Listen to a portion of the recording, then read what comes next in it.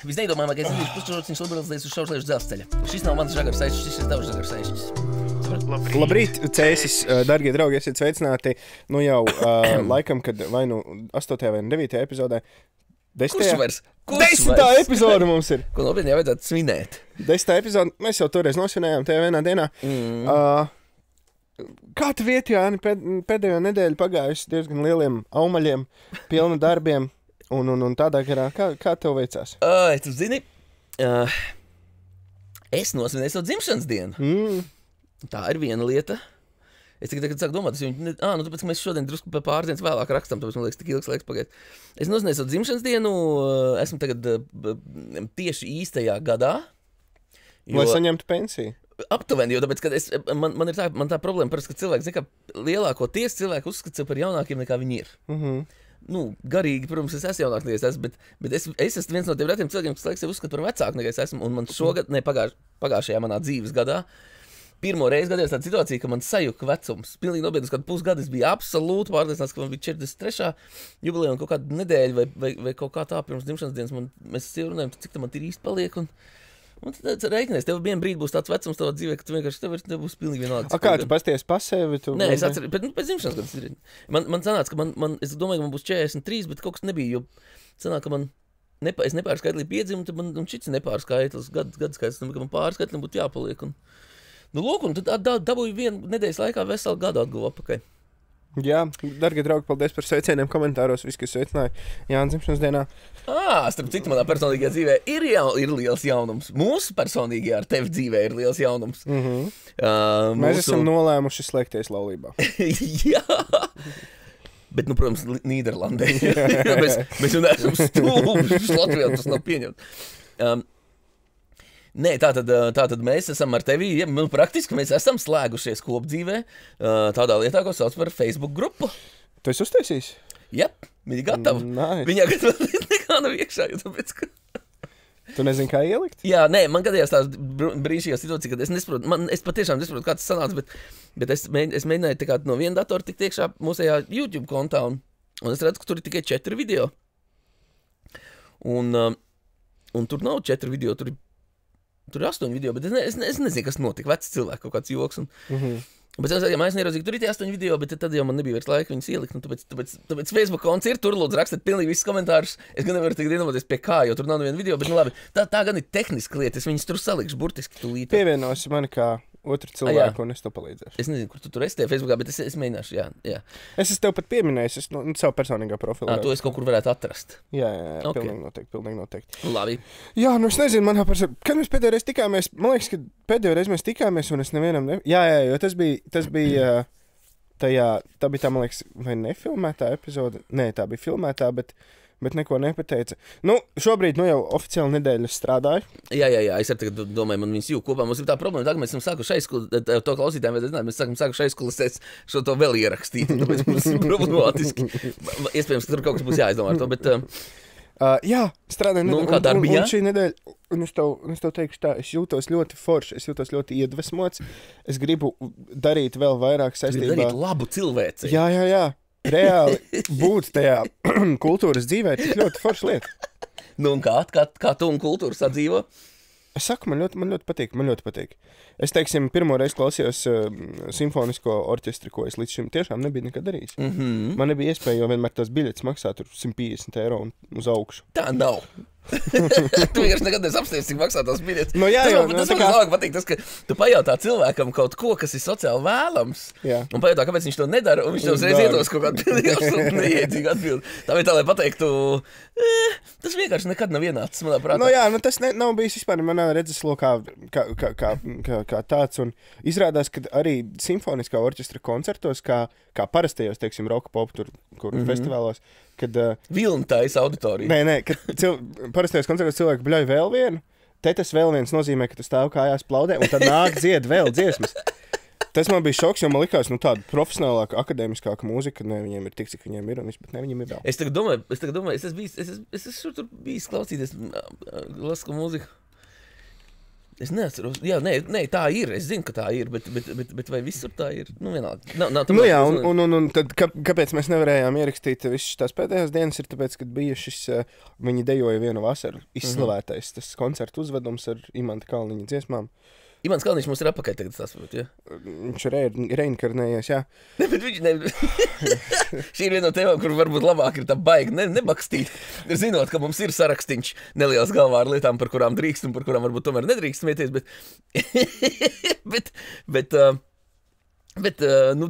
es atceros, es jau kādā apakaļ domāju, cik ilgi mēs varēsim kancelēt. Viņš ir klasisks piemērs kancelētam cilvēkam, ne?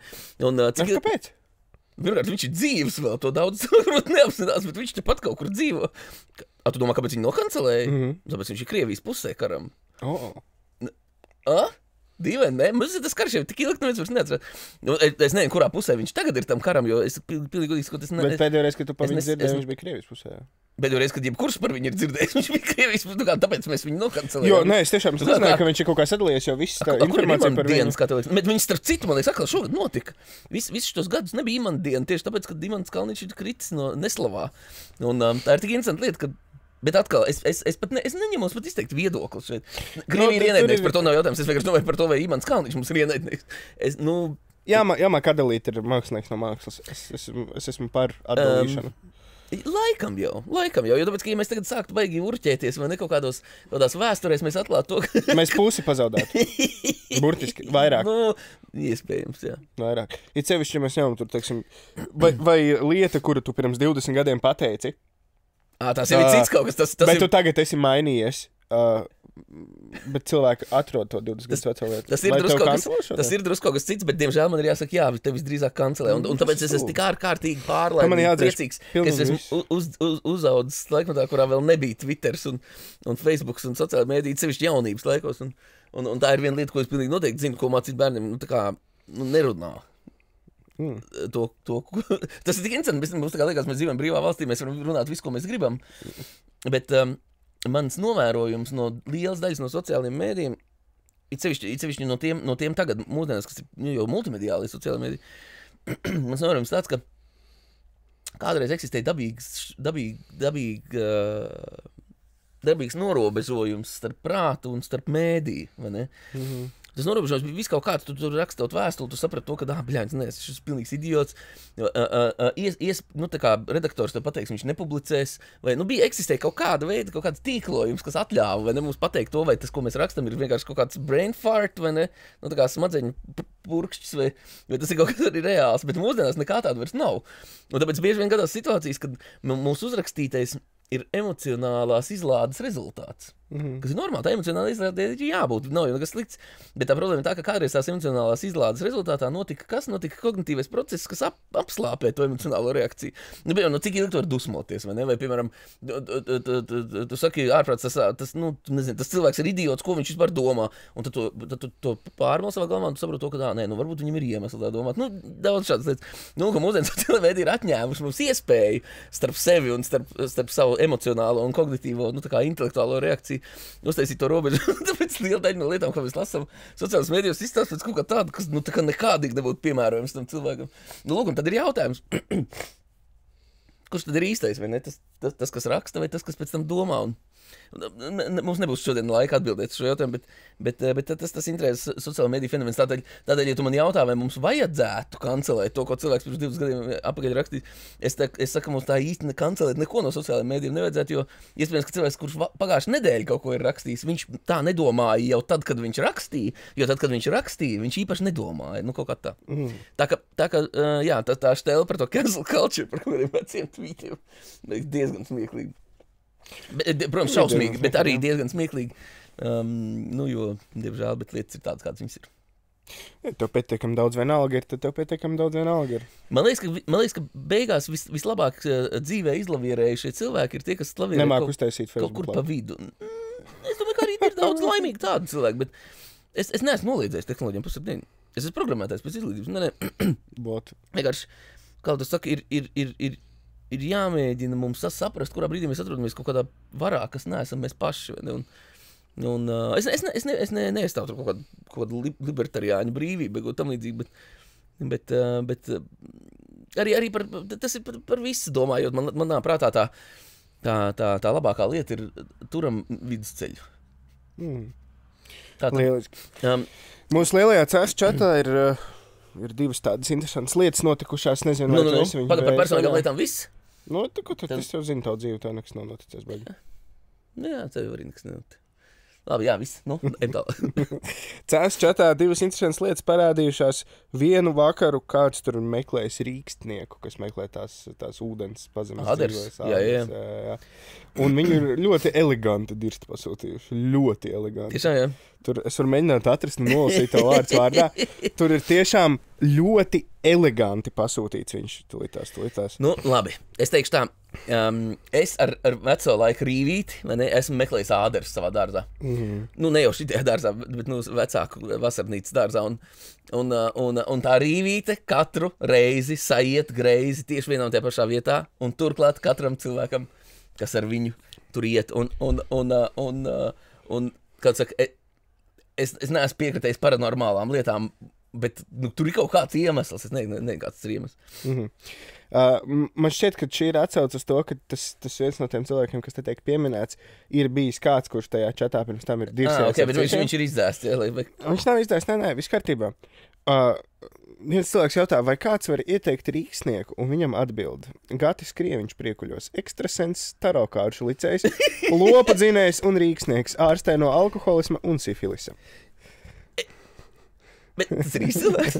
Man liekas, ka Gatis Krieviņš bija tas, kurš tajos, visiem atbild gudri. Okay. Gudri atbild. Viņš ir gudrinieks. Ļoti fenomenāli. Jā, interesanti ir šie gudrinieki. Mēs kaut kā tikko par šo runājam. Kā tu tā par to pasaki? Tātad, iedomājamies situāciju, ka tev ir kaut kāda veida obsesīva kompulsīvs, tā kā disturbance, vai ne? Tā kā kaut kāds novirze. Un tagad iedomājamies, ka viņi tev ir obsesīvi kompulsīvi, viņi tev neļauj gulēt kaut kādā vietā. Bet viņi ir psihosomātiski. Viņi nav sakara ar rīkstēm. Viņi nāk psihosomātiski, viņi nāk no to prāta, nevis no to neironu. Tā kā no neirona, bet no neirona satura nevis no uzbūves. Jā. Un tagad iedomājamies, ka tu padzirdi kaut kur, ka ir tāda lieta kā āders. Un, vienalga, vai tu to zināji, tam nav tas. Un tajā brīdī atnāk cilvēks ar rīvīti, vai mēs to darījām ar rīvīti, vai to var darīt pilnīgi absolūti jebkā. Viņš iziet caur, tādas vecās, tādas rīvas. Tu taču esi pa jaunu, tas bija padomu laikos. Tātad tu tādas taisnās rīvas, viņi atstutēja vienu galu atstutēja uz bļodas un uz otras rīvēja vienkārši sieru. Man omē bija ļoti glauna šī tā saucamā vecā rīva. Viņai bija tāda apaļa bļoda, kurai tā rīva tā kā vāks virs uzliek. Tas ir kaut kāds ārzem izgudrojums. Tu viņu var paņemt, viņi tā kā tāda nav nozīmes. Tu viņu paņem un staigā pa dārzu un viņi noliecās tur, kur ir ādera. Nav nozīmes. Lūk, tātad vienalga, vai viņas ir vai nav, šis mans stāsts nav par to. Lūk, tātad, un tajā brīdī cilvēks pats ir par āderēm, un viņš saprot to, ka viņš man varētu palīdzēt. Un viņš aiziet atrod šo rīksnieku, atkal nav nozīmes, vai tas strādā vai nestrādā, bet kad rezultāts būs tāds pats, rīksnieks paņem pārbīd viņu gultu drusciņu, un cilvēkam atbrīvojas tā psihosomatiskā aiztur, vai ne, un viņš var normāli pagulēt. Tagad pasaka man tas dārgais gudrinieks, vai ne, tajā grupā, vai tas nepalīdz cilvēkam? Palīdz. Cilvēkam vajag kādu, viņam vajag kaut ko, uz ko viņam cepties, jo tāpēc, kad viņš pārliecināts, ka viņa gudrība ir lielāka gudrība par citiem cilvēkiem. Tas ir tas neloģiskais naids, kas parādās cilvēkiem par neloģiskais naids, kas parādās cilvēkiem pret tiem cilvēkiem, kas tic, ka zeme ir plakana. Bija mums šitās tēmas, jā. Tic tam, ka zeme ir plakana. Ja tu esi mans santehniķis, tas neko nemaina ne manā dzīvē, ne tavā dzīvē. Mēs daudz ticam pilnīgi absurdām lietām, piemēram, tam, ko mums saka Ainārs Šlesers pa televizoru. Pa telefonu. Viņš man zvana un saka, fokuso, ko arī ir. Es varu šo Šleseru aizvietot arī kur citu cilvēku. Man nav pret viņu personīgi naida, bet jā, es kā piemēru. Vienkārši tas, ka viņš saka viens no visoutlandish laika lietām. Un, jā, priekš cilvēku uzvalkā viņš diezgan interesanti runāja. Tas viss kārtībā. Jā, un otra lieta, tajā čatā ir, un es gribēju jautāt, ja tu redzi beigtu dzīvnieku ceļa malā, tu viņu filmē un lietas iekšā grupā, kur ir 1024 cilvēki? Baigi ilgi par to neaizdomājoties, arī tad nē. Bet todies kāds ir sācis to darīt, ja? Jā, mums vajag atsevišķi grupu, Roadkill. Šīs abas divas lietas notiek General chatā, tajā, kurā pirms tam gribēja to īrnieku nolātīt. Bet reku cilvēki kļūst radoši, bet redzi, un tam īrnieku nīdējam, viņš tomēr viņš ir bijis inovators savā ziņā. Ja tagad mums sākās tie General chatā interesantas lietas, mēs varam atrast rīksnieks, mēs varam... Jā, General chatā aiziet tādā... Mistiskā bet mēs sarunājam iepriekšreiz, ka tu ierakstīsi, kāda ir dzīves jēga. Man liekas, ka ir laiks to darīt. Es negribu to darīt. Kauns, es saprotu. Tur ir 1000 cilvēku. Bet šitā tu lēnām par sevi iemācies lietas, vai ne? Nē, es tik tā. Bet kāpēc kauns tajā grupā rakstīt ir, bet, teiksim, Instagramā, kur daudz vairāk cilvēki redzēs kaut ko, ielikt bildīt nav kauns? Kā tev šķiet? Nu, es nezinu. Tas ir bailes no atraidījuma. Un...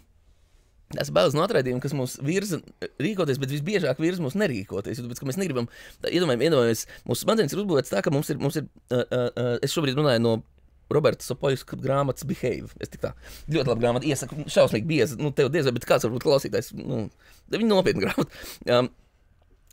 Lūk, tātad, iedomājamies, mūsu smadzenes ir uzbūvēts tā, ka mums ir mūsējie, un mums ir ne mūsējie. Kāpēc? Tāpēc, ka mēs nedabūnam apstrādāt ļoti lielu apjomu ar sociālu informāciju. Un tagad iedomājamies to, ka mums ir kaut kāda mūsējie, kas mums prātā tādi ir. Mēs jau paši mēs varam to noteikt, bet jebkurā gadījumā. Un tā ir mūsu grupa, WhatsApp grupa. Un tagad iedomājamies to, ka ir kaut kāds loks ar cilvēkiem, kas tā kā nepavisam varētu nebūt mūsēji. Otrs iemesls ir vēl šaurāks kodols, kuram tu vairs nebaidies rādīt lietas, jo tāpēc, ka viņi tev vairs neatraidīja. Saprot, mums ir tāda serde, tad mums ir tāda drusku tāda čaumala, un tad mums ir pavisam lielā čaumala. Tātad Instagrams šajā kontekstā ir vai nu tev pavisam lielā čaumala, vai arī tev pavisam mazā serdīte, jo tāpēc, ka vai nu tu tur baidies no atraidījuma, vai arī tu zini, ka tu atraidījumu tur vairs nesaņems. Kamēr šitā WhatsApp grupiņa ir tieši tā izmēra, vai ne, un ar tieši tādu sastāvu, ka tev negribās tur likt lietas iekšā, lai izceltos no pārējiem, tā teikt. Bet es esmu mēģinājis īstenībā noderīga lieta, jo ja es būtu, teiksim, Facebookā ielicis iekšā pārdoties kaut ko, man liekas, kas gadu gaidīt. Es tur ieliku, man vakarā jau pakaļbraucu. Jā, bet tāpēc, ka ielikt kaut ko pārdot, jau nenozīmē pajautāt, kāda ir dzīves jēga. Nē, es saku, ja visi ieliek kaut ko pārdot, tad tu ieliec kaut ko pārdot. Nu, bet ja visi notiek šīrnieks, tad tu neliksi iekšā, kāda ir dzīves jēga, vai ne? Nē, pagaidi, bet reku par rīksniekiem ir pajautāts. Moš tad var jautāt par dzīves jēgu. Tieši konkrētam cilvēkam, kas tur lūdzu, pajautā. Es gribētu. Labi, bet pasaka, kā tev liekas, kāda ir dzīves jēga? 42. Jo mēs te... Paldies. Tas ir mans vecums, viss gadu būs. Bet jā, mēs izdomājam, dargie klausītāji, ka mēs drusku par filozofiskākām lietām runāsim, iespējams, atsevišķos kaut kādos satura elementos, bet dzīves jēga, man liekas, tik jauniem cilvēkiem vēl nav. Es pilnīgi godīgi saku, man personīgā filozofija ir tāda, ka aptuveni līdz 30 gadiem tev dzīves jēgai tā īstenībā nevajadzētu būt, jo tāpēc, ka jebkāda tava dzīves jēga būs pēc būtības nesavietojam ar pieredzes laikā iegūto viedumu. Un tāpēc ja man ir jauns cilvēks, kas prasa, ka viņam ir kaut kāda dzīves jēga, tad es drīzāk uzreiz saku, tā ir kaut kāda ideoloģija, ar kur vajadzēja būt ārkārtīgi uzmanīgiem. Tā ka tas tā. Es zinu, es varbūt man var pārmest to, ka es jauns cilvēks uz muļķībām mācu, bet tas nav muļķības. Tu jau dēļ tā, ka tev nav dzīves jēgas, tu taču neesi amorāls, vai ne? Vienkārši tu viņu atklāsi. Katram viņam savējā beigās un izņemot tos cilvēkus, kas iet un pēc tam dara sliktu citiem cilvēkiem, viņi jau visiem ir plus mīnus laba. Tā ka tā. Super. Man ir viens cēs jaunumiņš, ko es gribēju pārnāt, drusku ar man personīgi uzskatu saistīts. Tātad druviņa. Pirmkārt, druviņi var lētāk abonēt. Izrādās, mēs neesam tie, kas neesam vienīgi, kas lasa druvu, jo Skutelis savā stand-upā arī druvu bija paņēmis. Čēsnieks? Nē. Viņš cēsīs uzstājās. Tur bija tāds apspriežam druvu. Okay. Viņš no mums gan jau nošpikoja. Protams. Mums jāreitinās, ka aizvien vairāk no mums špikos. Bet kā es saku uzņēmējiem, ja no tev špiko, tas nozīmē, ka tu kaut ko dari labi. Tā kā lūdzu, ja kāds vēlās, varat mierīgi kaut ko no mums nošpikot. Lūk, tātad ļoti interesanti. Mums cēsīs, protams, cēs lielis notikums. Pagājušajā nedēļā bija draudzīgā aicinājuma ģimnāzijas salidojums, un šonadēļ būs cēs valsts ģimnāzijas salidojums. Tā ka mums ir lielais battles starp salidojumiem, kurš vairāk slūdzes pilsētā sataisīs. Man liekas, ka iepriekšējā nogalē viņi ir bijuši diezgan mīksti. Pastīsimies, ko mums šonadēļ. Atšķirībā no manis. Mums vajadzētu šitā. Jā, šits būs nākamais. Jā, bet tātad...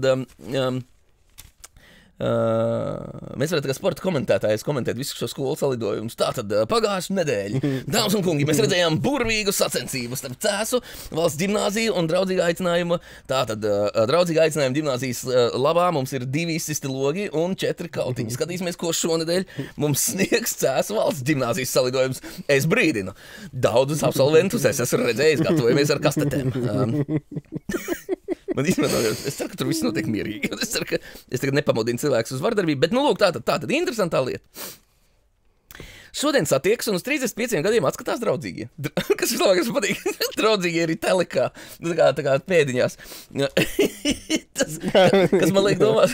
Bet labi, es saprotu to ideju. No, jā. Telekā tas nozīmē ķipa apzīmējumu un pēdiņās nozīmē ironiju. Vienkārši man liekas Vincent, ka varbūt viņi nav nemaz tik draudzīgi, bet tas tā.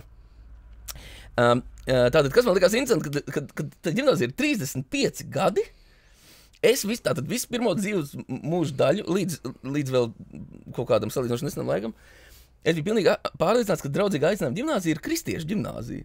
Jo man likās, draudzīgais aicinājums. Bet kā es to varu zināt? Man ar Cēsiju nav bijis nekāds sakars manā mūžā, ko es pēc tam uzzināju, izrādās ne tikai Cēsijas draudzīga aicinājuma ģimnāzija, arī ko es arī nezināju. Bet, nu, lūk, tātad draudzīgā aicinājuma, tātad, katoļu skola, es nezinu, man nav nejausmas. Jo tāpēc, kad atkal uz mani tas nekādīgi netiec, man dzīve tas neskar. Nu, es dzīvoju to savu dzīvi, kaut kādā laikā es uzzinu to, ka tam nav nekāda sakara kristiešiem. Jokstam pateicoties, man liekas, Vipiņā. Ka īstenībā draudzīgais aicinājums ir Ulmaņa uzaicinājums ziedot skolām grāmatas. Jā, labi, ka tu pateici Ulmanis, jo es gribēju teikt barons. Lūk, bet lūk, un tagad nākošā lieta. Aha, jautājums, kurš ir īstais? Pagājušā nedēļa ieraugot to, ka uz 35 gadiem atstās draudzīgie, es sāku saprast, tas taču nevis Kārlis Ulmans, tas ir Guntis Ulmans. Un tad es aizdomāju, nevar būt, ka Gunta Ulmaņa aicinājumam darīt kaut ko. Ir atsaukusies visu Latviju un ir uztaisīts mums jaunas ģimnāzija. Guntas fucking Ulmans, viņš vēl ir dzīvs, kādu viņš aicinājumu, nu kā? Ko viņš nevar aicināt, kamēr viņš dzīvs ir? Te gan, protams, uzreiz jāsaka maniem dargiem klausītājiem, es neesmu izglītots. Ja es neesmu izglītots un normāli, lai atrisinātu šo situāciju, man vienkārši jāiet Wikipēdijā, ko es, protams, neizdarīju, jo man šķiet jautrāks reizēm ir aizspriedums par patiesību. Nu, lūk, un tagad es esmu pilnīgi pārliecināts, ka Gunts Ulmans 90. gadā ir pateicis, mums reģionos ir nepārāk gudri cilvēki, lūdzu ziedojiet viņiem grāmatas. Reģioni ir saklausījušies tagad un nodibinājuši jaunu, jo man liekas, ka Liepājā arī ir draudzīgās. Viņš grib iedomājies par bibliotēkām vairāk, bet, cilvēki nākojas viņam skolā. Šis kārtējais parāda man absolūti neizglītotīgi lietās, bet man tas liekas tik jauki un visdrīzāk, ka tas ir bijis Kārlis Ulmans. Dārgie mūsu izglītotie klausītāji, lūdzu komentāros, tagad mums beidzot ir Facebook grupa, lūdzu komentāros rakstiet, kas tad īsti tāds ir. Vairāk, man liekas, kas jautrs avīzē nebija. Atkal man kā jau kārtējo gadu, man ir lielais lēmums par to, vai man abonēt avīzi uz nākošo gadu vai neabonēt, bet kļūstoties vien vecākiem, es saprotu, ka man jau laikam nav izvēles. Kā es citādāk vietējos jaunumus var uzzināt? Jo tev viņi vienkārši neinteresē, bet man viņi drusciņi interesē, un nekā, ir ēdruva. Bet viņi ir briesmīgi. Es nezinu, vai viņi ir briesmīgi, vai viņi nav briesmīgi, es viņas bijis tieši vienu reizi, bet tā interesantā lieta attiecībā uz ēdruvu ir tā, ka uz daudziem risinājumiem, preses izdevumiem, tā kā ja mūs klausās kāds no preses izdevēja asociācijas, kas visdrīzāk tā arī ir. Nē, īstenībā es šo esmu teicis arī preses izdevēja asociācija, Latvijas pasts organizē kaut kāds pasākums reizē. Preses izdevēja asociācija varētu savu asociāciju nomainīt uz sabiedrību. Vienalga. Bet tam nav tik liels nozīmes, bet un es viņiem šo esmu teicis vienā prezentācijā, kad padomājiet par to, ka ir cilvēki, kur vēlas saņemt pakotni ar ziņām. Man liekas, viņi nesaprot, ko es viņiem saku. Tur bija reģionāli. Es Latvijas pasts man paaicināju uzstādīt vienā pasākumā. Un tā svarīgākā lieta man kā patērētājiem ir tā, ka es taču nekad neiešu nekādā ēdruvā, jo tāpēc, ka viņi publicē ziņas tā kā publicē TVNets, kur es arī neiešu. Kāpēc? Tāpēc, kad es gribu ieiet un apstīties, lai kāds ir sapakojis, uz šo brīdi tie ir jaunumi. Nevis, ka man jāiet un kaut kas jārefrešu. Ir kaut kas jauns, nav nekas jauns, cik tālu ir jauns, un tam man jāatcerās, vai šito es jau lasīju vai nelasīju. Avīzē man tas nav jādara, jo tāpēc, ka avīzes izlasu līdz beigām, un es esmu viņu izlasījis. Lūk, un es gribu, lai man nākošais nedēļa būtu tieši tāda pat avīze, bet tā vietā, es nezinu, kāpēc, bet avīžu izdevējs seko līdz internetu portāliem. Tas ir pilnīgi cita vispār ideja, tas ir cits produkts. Tādēļ es uzskatu, ka būtu forši, ja druviņi izdot visos e-lasījumos lasītāju formātos, tāpēc, ka man ir arī lasītājs, vai ne, izdot tajā formātā savu avīzi, ko viņi nedara, nu vienalga. Tu gribi fizisko druviņu elektroniskā formātā? Jā, precīzi. Tas ir liekas dīvaini, bet atkal jau es gribu piesaisties pie brokastīm un izlasīt ziņas. Nevis scrollot, vai ne kaut ko. Nu, lūk, un tas ir viens no veidiem, kā presa vispār var atnākt atpakaļ pie lasītāja, bet viņi kaut kā tu nečirīja. Galvenais tas, ka tas makets takši jau ir gatavs, viņš ir uzdrukāts, viņi nav tik sarežģīti. Varbūt, ka viņš tur ir, es nezinu, bet kādā ziņā viņi to nereklamē. Tā kā tā, rants, manējais bijušās nozares rants man beidzās. Nu, lūk, tagad pasaka, kā tev ar veselību? Man viss labi ir. Viss labi, jā? Es ritīgi ātri satikos ar asfaltu. Es jau skatos, tev ir jaunas kara rētas. Es gribētu teikt, līdz kāzām sadzīs, bet es tavu personīgo dzīvi tik labi nepārzinu, tāpēc es nevaru to apgalvot. Nē. Pēc tam to domāju. Es kaut ko neesmu nepateicis pareizi. Viss, neko es neesmu pateicis. Nu, es nezinu. Es teiktu, ka vajadzētu uz elektroniskajiem skrējriteņiem uzlikt kaut kādu pārbaudi pirms tu sēdēsi viņiem virsū. Jo jebkurš cilvēks, un kur tā policija skatās, beidz, es tādā dirkā aizgāju, nezinu, kur es aizgāju. Man liekas, tu taču nezinu, kur tu aizgāji. Es pie tevis neienācu. Saka, kā ir. Tas būtu jauns līmenis mūsu attiecībā. Iedomājies? Es iedomājos. Bet jā. Es ienāku, bet sveiki. Viss kārtībā. Man ir 2 bērni. Es tev atrastu, ko darīt. Tātad... Jā, nu, man arī pieredze ir līdzīga pieredze ir ar elektroskūteriem. Un, neko lai dara. Bet galvenais, es esmu šobrīd, jau... Katram ar šo ir jāsastopas. 2 reizes nokrits un abas 2 reizes vienādi.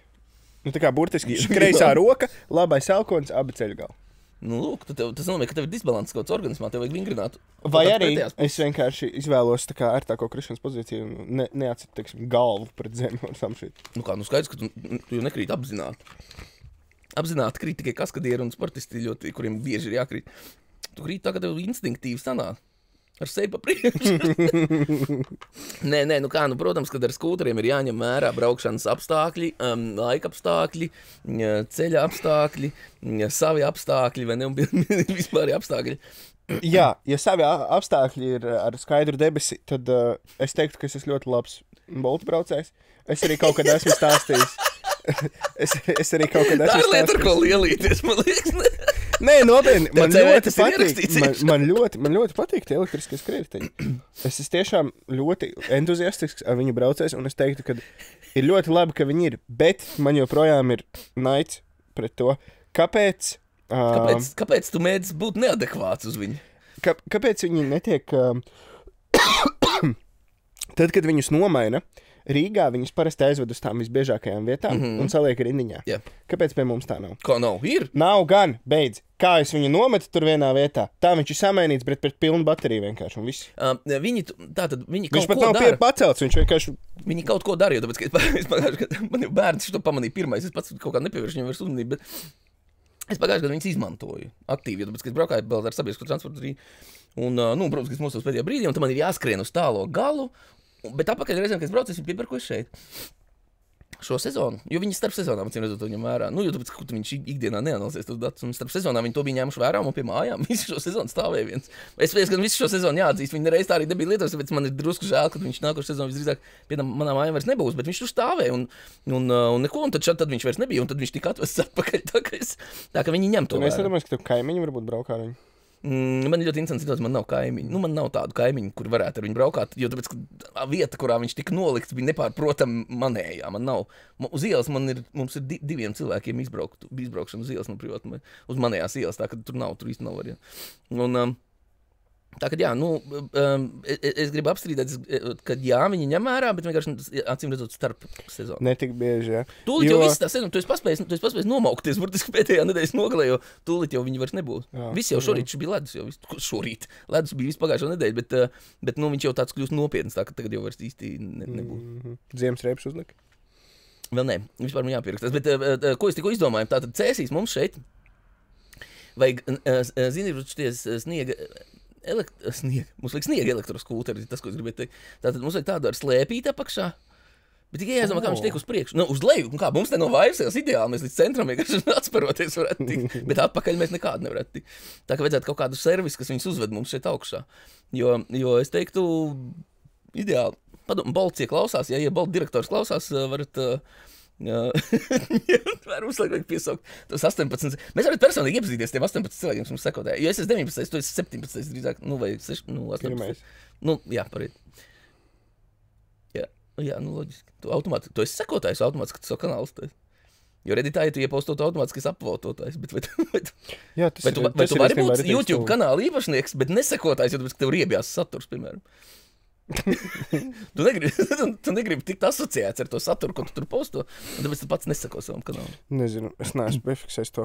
Es pat nē, tu neesi. Tu nevari sev pieabonēt. Kā tu saņemsi jaunumus par savu saturu, tu pats viņu ieliki. Nē, jo tāpēc, kad es arī viņu tagad varu ielikt. Nevar. Nevar? Ir tikai viens radītājs YouTube, es taču man nav jau. Kur tu Es tikko sajauc ar Facebook. Kurš no mums nokrita ar Bolts skūteru šajā stācijā? Es ļoti labi jūtos, jo man pulkstens, ko esmu atstājis mājās, es nezinu, kāpēc viņš man mēra kaut kādu enerģijas līmeni, man nesprotam. Un neskatoties to, ka mans bērns ir slims, ir kaut ko velns, viņš zina, kas liek viņai klepot pilnīgi visu nakti, man ir 92. Es pieņemu no 100 šorīt. Tā kā es pamostos, un man pulkstens pasaka, kā man jājūtās.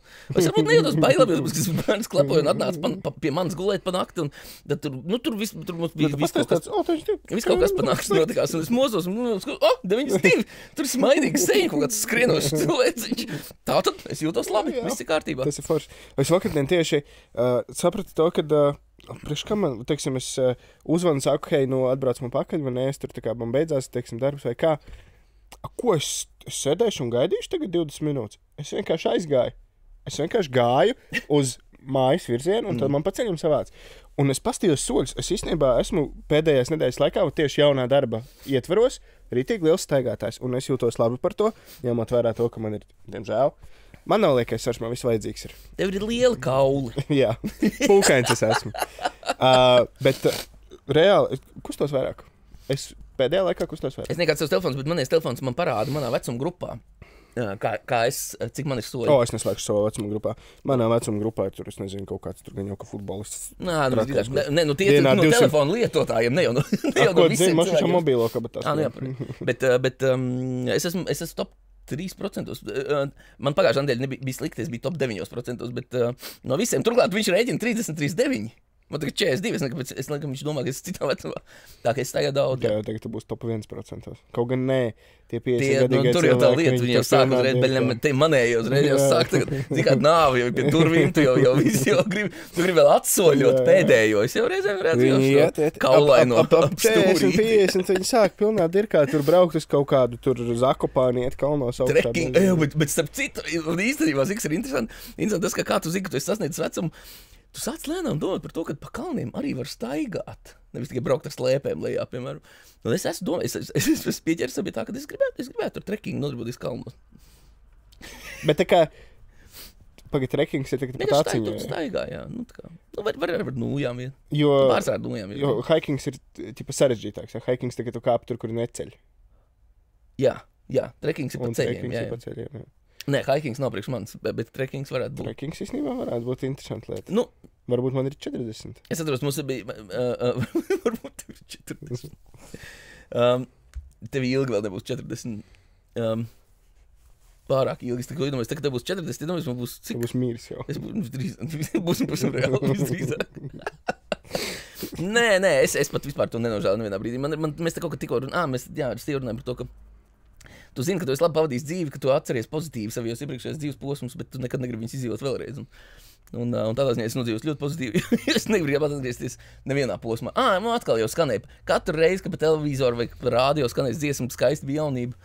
Tā nenāks vairs. Es vienmēr atcerēšos to, ka tā, kaut kad mēs neatkārtojamies šeit jau saturā lēnām, kas nozīmē, ka mums vajag sākt pierakstīt, par ko mēs runājam.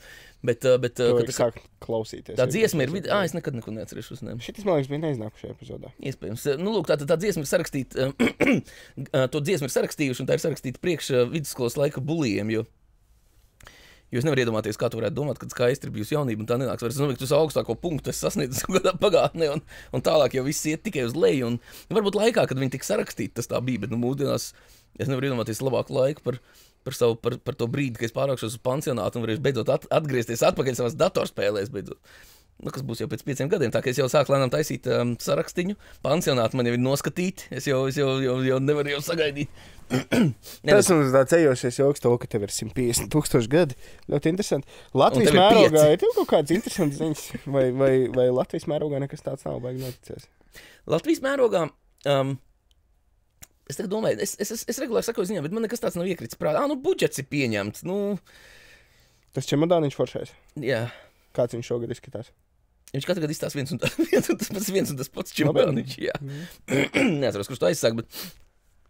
neko no... varētu jaunu, varētu... Aizsardzībai mēs tērēsim krietni vairāk. Loģiski. Un visam pārējiem mēs tērēsim īstenībā krietni, nekrietni, bet es tā saprotu drusku mazāk, ja es pareizi saprotu. Un ko es varu teikt? Man katrā ziņā man interesanti šķiet tas, ka mēs dzīvojam jau tādā pirmsvēlēšana laikā šobrīd.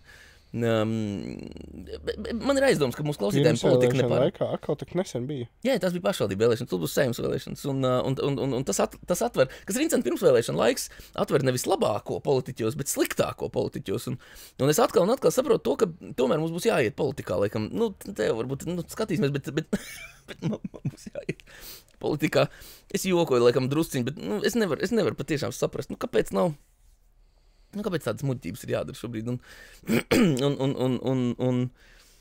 Un vislabākais, vissliktākais ir tas, ka tie politiķi jau tikai spēlēs sabiedrībai līdzi, viņi taču seko visu laiku saviem reitingiem, un tas vienkārši nozīmē to, ka tas, ko mēs dzirdam no viņiem pa televizoru, ir tas, ko viņi ir noskaidrojuši no tā sava elektorāta reitingiem, un tas man liek justies tik šausmīgi, mēs te dzīvojam tādā ārprātīgā... ne jau tikai pie mums, bet mēs dzīvojam kaut kādā tādā dīvainā laikmetā, kurā tu vari pateikt to, ka mēs samazināsim cenas.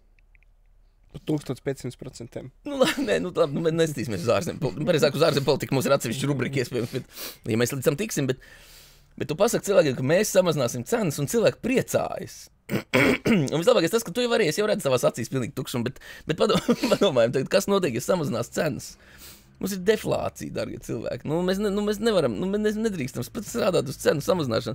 Ja it sevišķi, ja globāli cenas palielinās, mums uz ko vajag strādāt? Pārbaudam tagad tavas zināšanas ekonomikā. Uz ko mums vajag strādāt? Algas palielināšana. Precīzi. Mums vajag strādāt uz algu palielināšanās. Mums vajag mēģināt saprast, kā mēs varam izgrūst no tās ekonomikas vairāk laukā.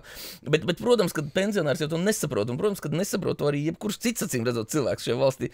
Bet vismuļķīgākais ir tas, ka neviens arī nemēģina viņiem to izskaidrot. Es nesaprotu, vai tad mēs ejam uz pilnīgi absolūtu stulbību. Acīm redzot, es nezinu, vai viss kaut kādas, taču nerunāsim tagad par tām lietām, bet viņas manī rada sašutumu, un tas sašutums... Tu sāc vārīties tā kā... Nē, viņas īstenībā... Visu to ola brokastu galdā. Visi bija kārtībā. Jo es uzskatu, ka gudrās dusmas aizved cilvēku līdz kaut kādam risinājumam, un es gribētu aiziet līdz kaut kādam risinājumam, lai mēģinātu cilvēkiem kaut kādu elementāru ekonomiku izskaidrot. Es neesmu ne ekonomikas zinātnieks, nekas, bet kaut kādas standarta lietas, taču man ir saprotams, un tad man liekas, tik kaut kādas pilnīgi tie uzsaukumi uz kaut kādām pilnīgi dīvainām lietām. Pastīsimies, katrā ziņā Šlesis jau nav izšāvs, man liekas, tā, ka tur labums vēl... pagad, Stambulas konvencija, par kur mēs nedrīkstam baigi daudz dziļāk runāt, bet nezinu, katrā ziņā man tas liekas tāds, ka aptuveni, man no tā, ko es dzirdu, no tās publiskās kanceles, vai ne, kas ir mēdī, man tāds sajūta, ka mums ir kaut kāds aunu bars vienkārši, kas sēž pie televizoru tā. Un kaut ko skatās uz viņu, un visu, ko viņš dzird, viņš pieliek, kā sev kaut kādu plāksteri, vai viņš pielīp vai nepielīp. Un zemāks cenas pielīp, jā, ejam balsot pa viņu. Mums ir kaut kāds, 2 dzimumi ir Latvijā, jā, ejam, laižam, balsot. Vai kaut kāds, un tad man tā liekas, tā kā, ok, labi. Tagad jāatzīst. Tādi mēs esam, neko jau tur nevar darīt. Jo es negribu norobežoties, es acīm redzot, es tieši tāds pats, par kaut kādām citām lietām. Man liekas, ka tagad visi tie cilvēki Facebookā sēž nevis pie televizoriem. Bet man ir tāds sajūta reizēm, ko tu Facebookā, TikTokā, un man ir tāds sajūta reizēm, ka tāds iekaliņ lēnām sāk tecēt drusku. Jā, tā kā suns pie kalēm. Bet, huizi. Jebkurā no gadījumiem Latvijā notikumi ir, tūlīt mums sāksies tie notikumi pavisam jautri, jo sāksies priekšvēlēšana kampaņas laiks. Tas ir labs. Priekšvēlēšana kampaņa laiks man ļoti patīk, tāpēc, ka visi tev cenšas kaut ko iesmērēt. Un tad ir tā pēdējā diena, Ķipa, kad viss, ka pēc tam vairs nedrīkst, un tad viņi ir visur, un viņi dala, un es atceros, jā, tur zaļie zemnieki, un tur dilīši saistīti, uzlīmīti, tur es aizēju, jā, pie vienotības aizēju, viņi tur to piespraudīt, iedod visu. Es kaut kur tas palīdz. Viņi man šilo visu. Es balsoju katru Bet es galvenais, man patīk bezmaksas lietas, es saku, jā, pilnībā piekrītu, jā. Absolūti. Dodiet man banānus, tāda lietām visādām. To vajadzētu uzfilmēt un salīdzināt pēc tam video materiālā, jo... Jā. Nē. Review ar priekšvēlēšanu aicinājumiem. Tagad jāpiebilst, vai tad mēs varam neievēlēt tos cilvēkus? Mums kāds ir jāievēl. Jā. Saimnes vēlēšanas, tas ir... Viņš būs kaut kad jūnijā izmaldos, vai... Es nekad tos datums nevaru atcerēt. Vienas vēlēšanas, man liekas, vasaras sākumā, otras vasaras beigās. Tiešām? Jā. Un es kādreiz biju pilnīgi pārliecināts, ka saima mums iet 2 gadus no... Tā kā olimpiskās spēles, ka mums ir saima un 2 gadi, tad ir pašvaldība, tad ir 2 gadi saima, tad 2 gadi pašvaldība. Jā, es arī tā biju domājis. Bet acīm redzot, tā nav. Un tagad es nezinu, vai man ir gada atšķirība tikai. Un tagad es nezinu, vai tas ir Nelsona Mandelas efekts, vai tas ir... Jo es arī visu laiku, ka saima ik pa 4 gadiem arī, vai ne, tāpat vispārējais pasākums. Tad kāpēc viņš 25. Tāpēc, ka mēs nesākām. Klausies, tas nav saistīts ar to, ka Zatlers atlaida valdību vienreiz nelaikā. Moš. Iespējams. Vienalga. Jebkurā gadījumā tas kaut kur... Un kur viņš tagad ir? Savārīs sūd. Nē, tas, ko viņš izdarīja, jau bija cienīgi, teiksim tā. Tas gan nerezultējās tajā, kad to dzīvokli kādam tur izkratītu tāpat tās beigās, bet dzīvokli. Šlesim, jā? Viņš kurā dzīvoklī viņš varētu dzīvot daudz stāv māja. Nē, tur jau bija laikam... Nē, katrā ziņā... Tas ir man tāds fragments tādā atmiņā, kad tikusi atlaista valdība kaut kādā veidā. Saima nobalsoja pret kaut kādu veidu tiesiskām darbībām, pret kādu no oligarhiem. Kaut kas tāds tur, man liekas, notika. Tie oligarhi, protams, un kas tad viņiem kaiši, viņi staigā tikpat brīvi, kā viņi staigāja pirms tam. Es jau skatos cerīgi, ja mēs pārlecam drusku, mums nav vairs daudz laika, bet ja mēs pārlecam drusku no Latvijas notikumiem uz globāliem notikumiem, ja mēs pārlecam drusku uz globāliem notikumiem, kas, piemēram, ir Amerikā notiekošies, tad tur bija tā milzīgā No Kings tā parāde, vai ne? Neatkarīgi, jo tur tas viss ir komandas sports. Un tā politika. Un tādā ziņā man liekas dīvaini, ka nav neviens mēģinājis viņus apvienot apakšā kopīgi kaut kā. Jo tāpēc, ka tas ir labs iesākums, vai ne, pret karaļiem būt. Tas nav būt pret autoritārismu, un tur nav tālu līdz tam, kad šobrīd mēs dzīvojam ārkārtīgi nevienlīdzīgā laikmatā. Un kādreiz nevienlīdzīgie laikmati bija tie, kuros notika, kā tu tāpēc pasaka, angliski tas saucās distribution of wealth, tā kā bagātības pārdalim. Un es teiktu, ka mēs atrodamies laikmatā, kurš ir interesants ar to, ka ir salīdzinoši nedaudz lietām jānotiek. Jo teiksim tā revolūcija ir cilvēku izpratnes attālumā, jo tajā brīdī, ka viņi sapratīs to, ka tās komandas, viņas šobrīd tiek rīdītas vien pret otru, vai ne? Bet tajā brīdī, ka viņi sapratīs to, ka īstenībā mēs esam visi vienā komandā, bet kāds nav ar mums vienā komandā. Un tas ir brīdis, ka tā bagātība tiek pārdalīta pasaulē. Un liela daļa no bagātības ir iedomāta. Liela daļa no bagātības ir...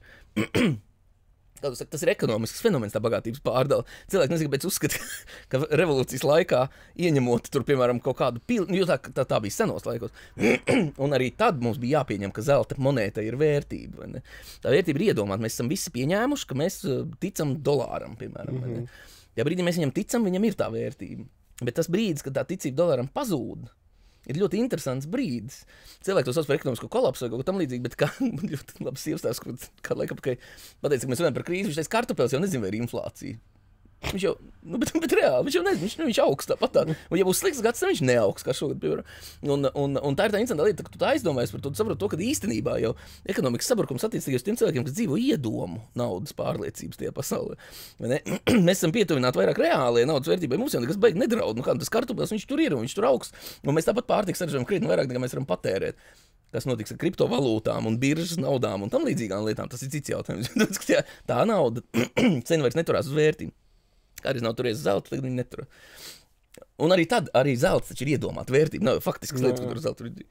Nu, lūk, un tāpēc tā bagātības pārdala, viņi tur nav baigi tālu. Nu, lūk, un domājot par mums, domājot, kā tas atspoguļojas uz mums, es zinu, ka pie mums ir mēģinājums, kā tu saka, tos cilvēkus sarīdīt tieši tāpat vien pret otru. Un es teiktu, ka ir diezgan laicīgi mums tas jāmēģina saprast. Tātad, domājot sarīdīt, es neaizstāvu konspirācijas teoriju, kas uzskata, ka tagad ir kaut kāds kabals vai ne tur ar kaut kādiem valdniekiem, kas tur tagad bīd kaut kādas peškas. Nē. es teikšu tā, tas ir mūsu smadzenēs esošais mehānisms, pēc kura no mums uz āru nākošās lietas pārvēršas par makrolietām. Nu, tā kā, es saprotu. Laikam mums ir jāpārstāv. Pateic teikumu, nevienu skaidru vārdu.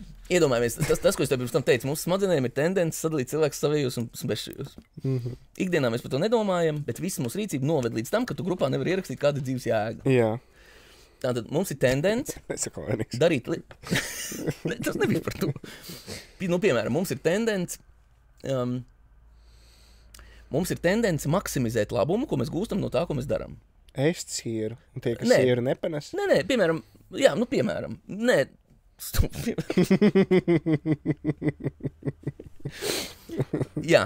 piemēram, nē, un jā, vienlaicīgi, bet tātad iedomājamies to, ka mums ir tendence būt labam darbiniekam, piemēram, lai mēs saņemtu lielāku atalgojumu, lai mēs būtu labāk tur novērtēti kolektīvā vai kaut tam līdzīgi.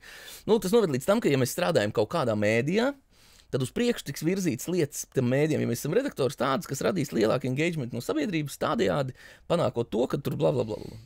Ka mums ir labāks darba nosacījumi un tā tālāk. Tam visam iejaucam klāt vēl drusku mākslīgā intelekta un algoritmus, kas ir programmēti uz engagement palielināšanu, un mēs nonākam polarizētā pasaulē. Kāpēc? Tāpēc, ka tas vienkārši līdz tam ir novedis. Es nezinu, ka kāds ir sēdējis tur kaut ko plānojis, tas vienkārši līdz tam novedis. Lūk, un tas viss noved lēnām pie mums arī līdz tam, un jautājums ir, vai tas ir neizbēgami, vai tur kaut ko var darīt. Es teiktu, ka, ja mēs to ievedam pareizā plūsmā, tad mēs varam visi apsēsties un pateikt, paskatīsimies, ko viņi mums piedāvā, vai ne? No politikas, domāju. Un pat ne intelektuālā līmenī. Vienkārši tā kā paskatīsimies, kurš man patīk kaut vai paskatīsimies, kurš vienalga kaut kā. Pirms mēs sadalāmies komandās, jo mēs šobrīd esam kritiski tuvu tam, lai mēs sadalītos komandās. Un tā ir tā interesantā lieta, jo kādreiz... Es tikko iedomājies, ka mēs jau esam sadalījušies komandās. Tev jau ir tāda sajūta? Nē, man nav tāda. Man nav nekas pret cilvēkiem, kas balso par Schlesseru, piemēram. Man nav pilnīgi nekas. Man ir kaut kāds priekšstats par to, kādi ir šie cilvēki. Kā izpaustos tā situācija, kad viņi būtu, tā kā... Kā tu zinās, ka mēs esam sadalījušies komandās? Tur ir tā lieta, viņš jau var iet kaut vai pa ielu un vicināt to karogu Schlesserī, man viņiem jāpiet klāt un jāpasaka, tur rīt būs darbā. Es nezinu, kāpēc cilvēkiem liekas, ka tas ir redzēt, tā ir tad mums parādos. Mēs nestādīt, ka tie cilvēki kaut kādi sliktāki ir par mums. Šeit pieņemot vienkārši to, ka es Schlesseru pieminu specifiski iemeslu dēļ, tāpēc, ka tie ir vispilgtākie cilvēki. Man patiešām nav nekas pret tiem cilvēkiem. Vienkārši viņi ir vispilgtākie no šobrīd valdībā esošiem cilvēkiem. Ar Rošļikovu man vienkārši nav nekāds saka. Un tā, kad lūk, un sabiedrībā, jo mēs aizvien vairāk dzirdam to, ka tie tur ir tādi un tie tur šitādi, konservatīvi ir slikti, jo tāpēc, ka viņi tur domā kaut kā, liberāļi ir slikti, jo tāpēc, ka viņi domā kaut kā citādāk. Nē, mēs visi esam vienādi. Mēs drīzāk ar tevi balsot par pretējām lietām. Man nav nejausmas, bet mēs balsot ar tevi par pretējām lietām saimnes vēlēšanās, bet tad ir mums svarīgi atcerēties to, ka mēs jau ar tevi kā cilvēki esam vieni. Mēs vienkārši iebalsojam par to, kas mums liks tajā brīdī tāds, kas varētu labāk mums pārstāvēt. Un domāt, ka tagad cilvēks ir sliktāks, tāpēc, ka viņš par kaut ko balso, un tas liks tik kaut kāds... Un tas ir liberāļi nopelns. Man tā liekas, man nav nejausmas. Bet jā, tas tā. Varbūt par politiku baigi daudz neiedziļināsimies. Baigi daudz pēdējās 20 minūtes runā vienkārši par politiku. Bet labi, pasaulē, jā, no Kings gājiens, cik tur esot kaut kādi 7 miljoni piedalījušies, man uzdēļas jau nekam vairs nevar ticēt, ko tu lasi internetā, un pastīsimies, kā notikuma attīstīsies. Man gan, es teikšu tā, man nepatīk tas, ka man šobrīd, viņiem būs tie primaries, vai kas tas tās viņiem būs nākošais gadu vēlēšana. Un atkal man, diemžēl, bet es laikam otro reizi mūžā, es saprotu, ka man būs jāpārtājas viss mana ziņu lente Redditā, jo man sāk pārāk daudz šādas dīvainas lietas. Jā, tas, ko es nevaru, es agrāk kritiku forši. Man neinteresē Amerikas politika, un nezinu, kāpēc man pāris viņas sejā visu laiku. Man ir draugi lielākoties tie, ar kuriem spēlē video spēles, zina, ka man rītīgi patīk lasīt garos tekstus Redditā par lietām, kas man interesē. Par ģitāru kāds kaut ko uzrakst. Jā, Redditā ir tiešām interesanti. Tā ir viena no retējām lietām, kur patiešām interesanti vēl joprojām cilvēki raksta. Jā, vai par kādu spēli, ko es patīk lasīt. Un es šķirstu spēlīt, mūzika, kaut kāds jaunums, tur džezā, tur mūzika, spēlīt, bum, trams, šitā te 6. Man šobrīd vispār, es nevaru, varbūt kaut kas noticis ir tajā algoritmā, bet man šobrīd ir tā, ka es tā īsti vairs tikai savām, saviem subredditiem netiek vairs klāt. Man viss kaut kādi ieteikumi. Bet zini, kas ir? Tas ir Facebookā vienā brīdī arī parādījās. Reddits ir aizfacebookojies. Jā, burtiski. Es turpmāk lasīšu vairs tikai druviņu. Jā, un iedomājies, un druvā. nākošajā numurā uz pirmā vāka Trumps. Bet ap citu kaut kad es nesen jau te lasīju, te redaktora lapa, un tur bija tieši jau pieminēts. Redaktors atļaujās runāt par Amerikas politiku. Cēs avīzē. Nu, jebkurā gadījumā es ceru, ka vismaz kaut kad, es ceru, ka vismaz tuvākajā laikā mēs neiegūsim šīs lietas mūsu vietējā druviņā, jo es esmu diezgan pārliecības pilns, ka es viņu abonēšu nākošajam gadam. Ejam uz darbu. Domājam? Es domāju, ka jāiet pastrādāt. Vajag. Mēs ar tevi sēžam, izklaidēties. Viss žults viss šīs dienas žults ir, tā teikt, izspļaut uz āru. Atnāca un izstāstīja visu, kas tev bija sirds par to, kad tev kaut kas nepatīk. Jā, dārgie draugi, šajā epizodē mēs noskaidrojam to, ka mēs ļoti draudzīgi sadalīsim Rīgas pili, ja mums tas būs vajadzīgs. Komandās nevajag dalīties, šis nav futbols. Jā. Es nezinu, abonējiet druvu, pieprasam druvai elektroniskā formātā lūdzu, lai viņi liek visu to, ko viņi papīrā uzdrukājuši. Lai Jānis var lasīt, jo, cim redzam, viņš no papīra vairs nevar izlasīt neko.